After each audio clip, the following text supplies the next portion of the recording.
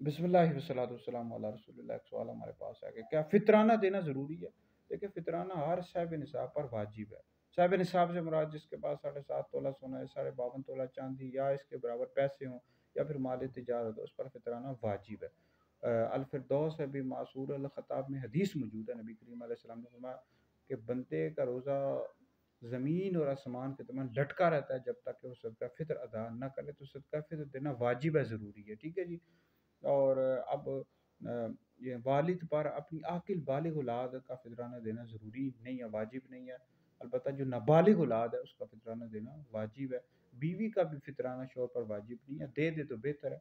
تو بہرحال، اور والدین کا بھی نہیں ہے۔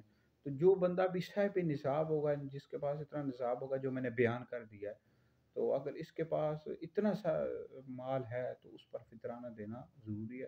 وہ عید سے پہلے بھی دے سکتا ہے اور عید کے بعد بھی دے سکتا ہے، بہتر یہ عید سے پہلے دے دیں تاکہ جو غریب لوگ ہیں یہ عید کی خوشیوں میں شامل ہو جائیں۔